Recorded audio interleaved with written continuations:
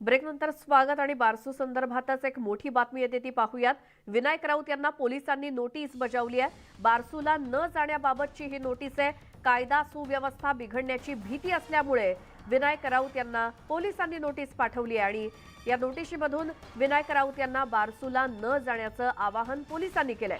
आधीच तिथे आंदोलक संतापलेले आहेत, तिथे निदर्शनं केली जात आहेत, घोषणाबाजी केली जाते आणि त्यातच जर विनायक राऊत तिथे गेले, खरं तर ते त्याच आंदोलकांना आणि स्थानिकांना भेटण्यासाठी जाणार होते। मात्र पोलिसांनी आता खबरदारीचा उपाय म्हणून विनायक राऊतांनाच नोटीस बजावली आहे आणि कायदा सुव्यवस्था बिघडण्याची भीती असल्यामुळे राऊतांनी बारसूला न जाण्याचं आवाहन पोलिसांनी केलंय। आमचे प्रतिनिधी सचिन सावंत आपल्या सोबत आहेत। सचिन, विनायक राऊत कधी जाणार होते आणि त्यांचा त्यामागचा उद्देश काय होता, पण आता त्यांनाच पोलिसांची नोटीस आली आहे, तर काय सविस्तर माहिती?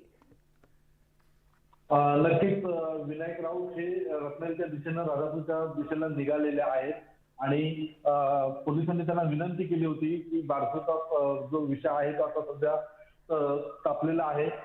नागरिकांना देखील अटक करण्यात आलेली आहे।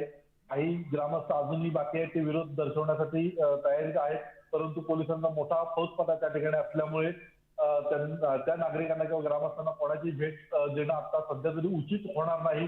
त्यातच खासदार विनायक राऊत हे या मतदारसंघाचे खासदार असल्यामुळे आणि पहिल्यापासूनच खासदारांचा देखील या रिफायनरीला विरोध होता आणि त्याच अनुषंगाने ते तेथील नागरिकांना आणि त्या नागरिकांना झालेल्या अटकेबद्दल सांगतो त्यांची भेट घेण्यासाठी, त्यांच्या घरातल्या लोकांची भेट घेण्यासाठी खासदार निघालेले होते।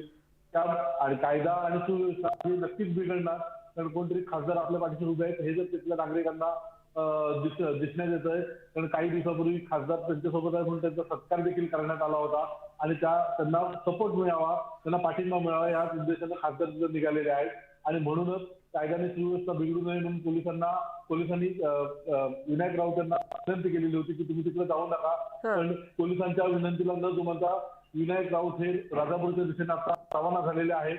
पुढे त्यांना अडवलं जातं की त्यांना थांबवलं जातं, भेटण्यापासून रोखलं जातं, हे बघणं नक्कीच आता महत्त्वाचं आहे। बरं सचिन, धन्यवाद या सगळ्या माहितीसाठी।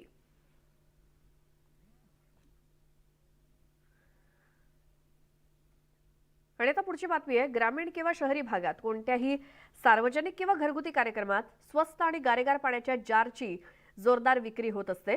त्यामुळे यापुढे जारमधून पाणी विक्री करणाऱ्या कंपन्यांना प्रशासनाची परवानगी घ्यावी लागणार आहे।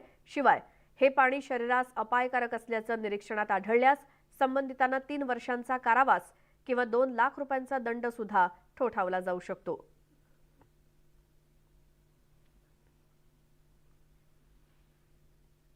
खासगी ट्रॅव्हल्सला टक्कर देण्याबरोबरच लांब पल्ल्याच्या मार्गावरील प्रवाशांना एसटीकडे आकर्षित करण्यासाठी आता महामंडळानं 50 नवीन साध्या स्लीपर बसेस ताफ्यामध्ये समाविष्ट करण्याचा निर्णय घेतलाय आणि या बसेस राज्यातल्या विविध महत्त्वाच्या 25 मार्गांवरती रातराणी म्हणून चालवल्या जाणार आहेत आणि त्यासाठी निविदा प्रक्रिया राबवली जाणार आहे। बसची बांधणी दापोडी इथल्या कार्यशाळेमध्ये ऑगस्ट 2023 पासून सुरू केली जाईल।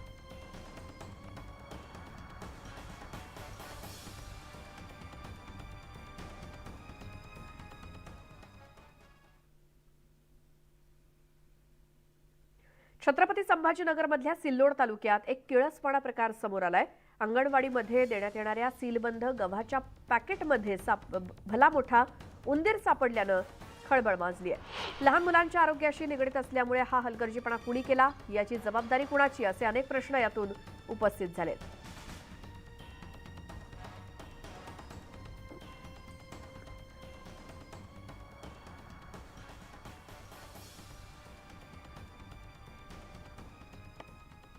आणि यानंतर आता एक नजर टाकूयात राज्यातल्या आजच्या प्रमुख शहरातील तापमानावर।